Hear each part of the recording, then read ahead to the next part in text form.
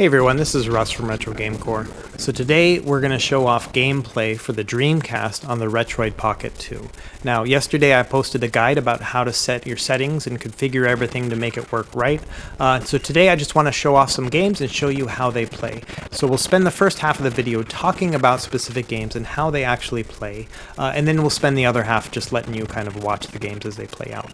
But overall I was really surprised with how the Dreamcast played on the Retroid Pocket 2, and honestly some of these games were just beautiful on that screen. They looked so sharp and clear. It was kind of amazing. It almost felt like a midpoint between PlayStation 1 and PlayStation 2 games in terms of graphic fidelity and just overall gameplay. It was a lot of fun. So without any further ado, let's talk about these games. I'm going to put the title of the game down below so you'll know what I'm talking about when I'm talking about the game. So overall we're using the default settings that I set up in RetroArch in the previous video.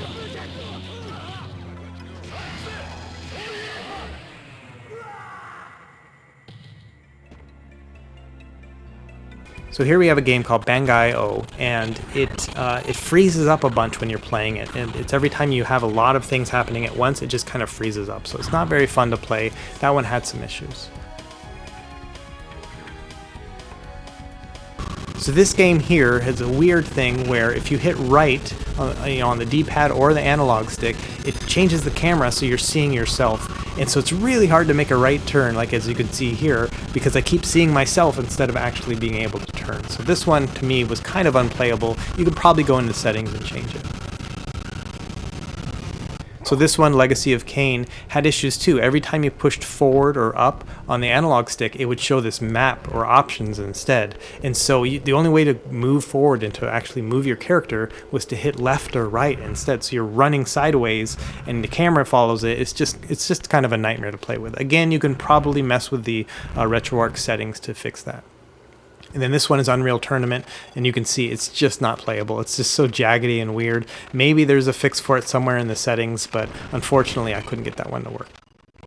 So this game has a weird one too. If you hit down on the analog stick or the D-pad, even though it's got like 3D controls to it, it actually goes into sniper mode every time. And so it's really hard to adjust your 3D camera. But it is relatively playable, and again, you can probably configure this in the settings. But I just wanted off the bat to show you some of the games that have weird controls that make the gameplay a little bit hard to play.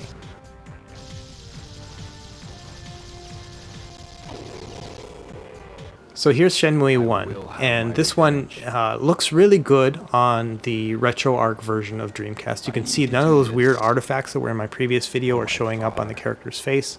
The problem is it runs a little bit slow. And you know, this is kind of a slow-paced RPG, and so in that case, maybe it's not the end of the world. You're probably going to have kind of a good experience. And here's Shenmue 2, same thing. You know, it looks nice, it feels pretty good, but it's just a little slow. And so if you can live with that, you can probably get through the game, but personally just moving and navigating the guy around was just a little bit too hard, so I don't know if I'll be able to play this one. Okay, so the two Sonic Adventure games. This is Sonic Adventure 1 here. It worked fine, you know, the controls are just kind of wonky, but I think that might just be the game itself, not anything to do with the emulation or anything. I'm not familiar with this game. But it played well, it's fast, you know. There are some slowdowns every once in a while, but here I'm showing this Orca part because there's a lot of things going on and there's not really any slowdown, which is kind of impressive, you know, honestly.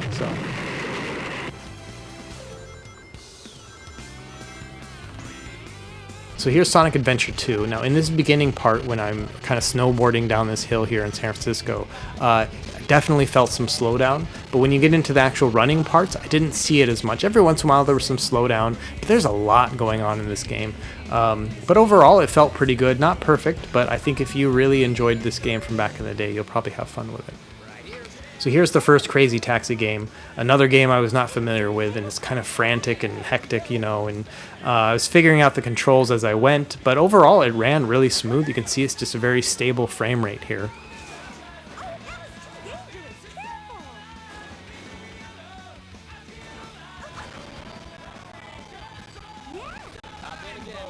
Now Crazy Taxi 2, which you're seeing here, had a little bit more dips when it came to frame rate and stuff. But overall, I think they're both playable, and if you really enjoyed these games, I think that this is kind of a fun, portable version of them to play. It might have a few compromises, but at the end of the day, it's pretty cool that you get to play this game. Okay, so this game is called Rez, and this is one of my favorite games when it comes to like a 3D shooter, and it's also a bit of a rhythm game and stuff too. Really a lot of fun to play. I think I played it on like the Xbox Live Arcade back in the day. But anyway, it's a lot of fun. There is some slowdown when you transition between levels, but when you're in the actual level itself, it's mostly playing pretty well. Even though the frame rate looks a little bit slow, it's actually playing like smooth and fun, and the music feels really good in this one.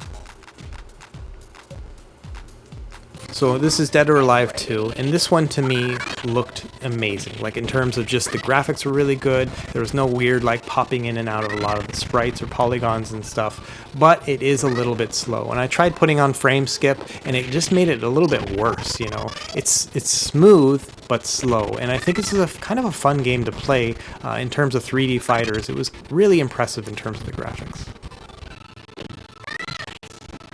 Okay, so this is the first Soul Calibur, and this one's got a weird thing where anytime there's text that pops up, then the graphics get all weird too. And it's just like the background graphics, but as you can see here, when you're in the fight, it's not that noticeable, it doesn't happen that often, and honestly, when you're playing in the heat of the moment, I don't even know it's happening, you know, I'm just kind of focusing on my character. But overall, this played like quickly and smoothly.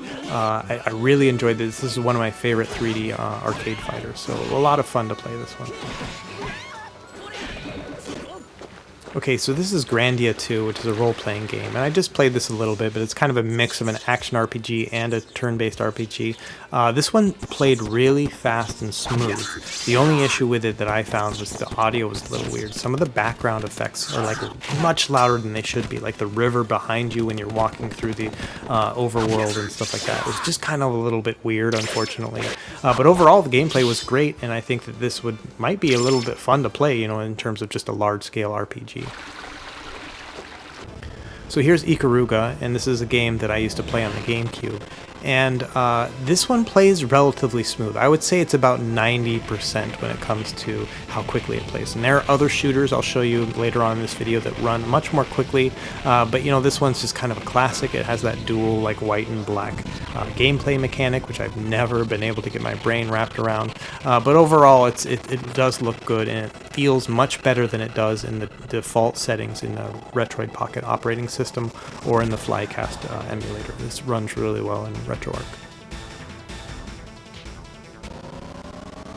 Okay, so this is Aqua GT, and this game was really impressive when I was doing the time trials, when I was the only racer in the map. It was flawless. Like, it was running so beautifully. This is one of the first games I played because I kind of tackled it alphabetically, and I was like, holy moly, this Dreamcast is incredible, right? But then when I got into the race itself, there's a bunch of frame drops and stuff like that. So unfortunately, it's not quite as good, but it's still really playable, and as you can see, it's really beautiful as well. So same thing with this game, which is called Sega GT, and it's just a car racing version of that Aqua one. And same thing, when I was doing my test drive, it was perfect. Everything was great, there was no frame drops, but then when I got in with other cars, I started to see these dips, and it just wasn't as fun to play. But still, it looks really great. It's hard to explain how nice this looks on a small screen like that. Okay, so here's Virtua Tennis, and I was really excited about this one because I used to play tennis in high school, and so I really was enjoying this. The only issue is that you have some visual artifacts and issues here when it comes to the actual lines. You know, they're kind of weird and wobbly. It's not as pronounced when you're playing it on the small screen, but you can see here through my HDMI output, it doesn't look as good. So I've been talking a lot here, so I'm just going to let the games speak for themselves at this point. So I'm going to play the games here, no commentary, but you'll see the frames per second, and then I'll leave the title of the game as well. So enjoy the next half of this video.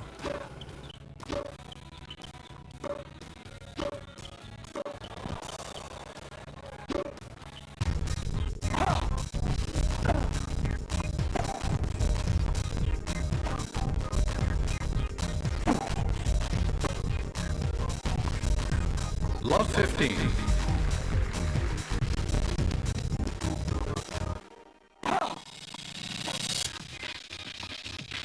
Love 30.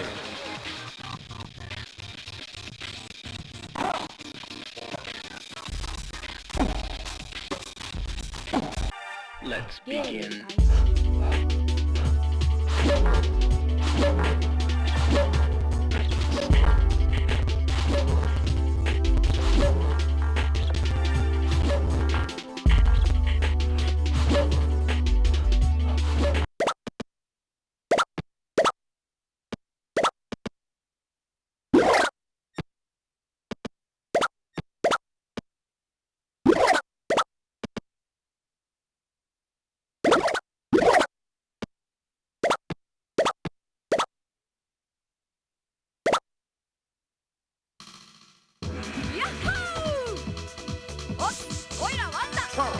One.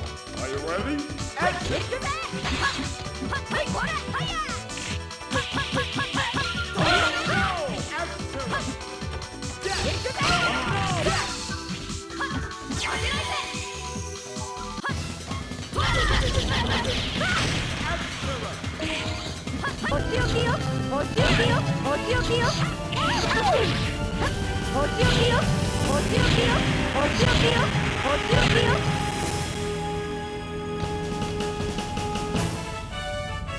The chase is on.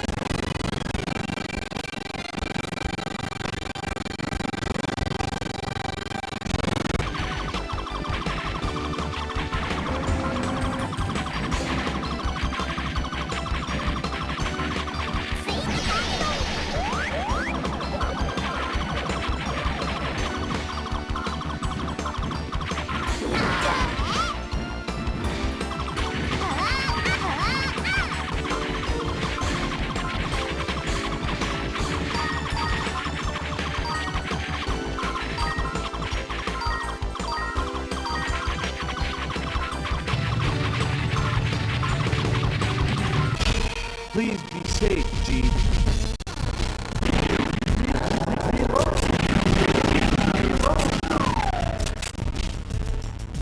How could anyone do this?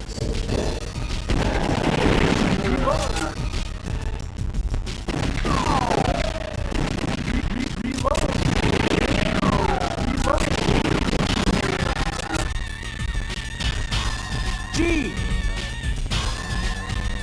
James, I tried.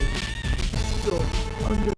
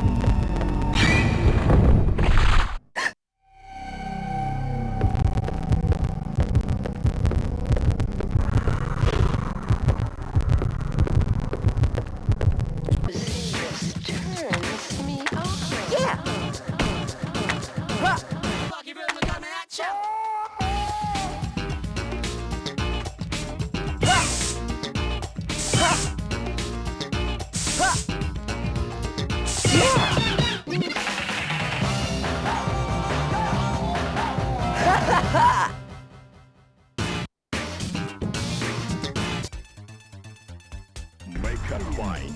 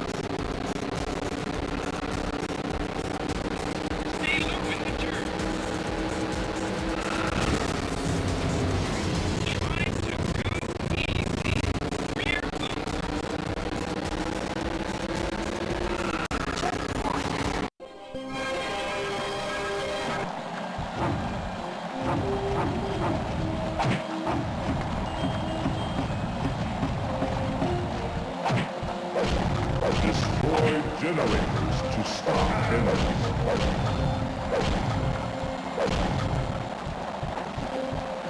Use key to open treasure chests.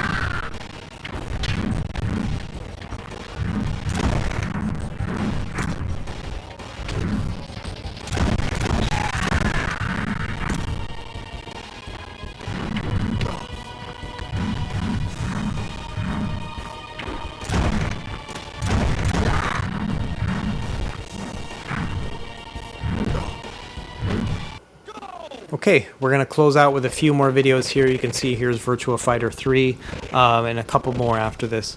Now overall I was very impressed with how the Dreamcast games performed on here, and like I said, I was not familiar with the platform itself until I started messing around with it this week, and I really have fallen in love with the Dreamcast and all of these various games that I can now play. But really, that's it for this video. Let me know if you have any questions in the comments below, and be sure to like and subscribe if you found this helpful. I have more content coming, but I'd always love to hear your feedback and what you'd like to see next. So please leave a comment below and tell me what you'd like to see next. Otherwise, we'll see you next time. Happy gaming.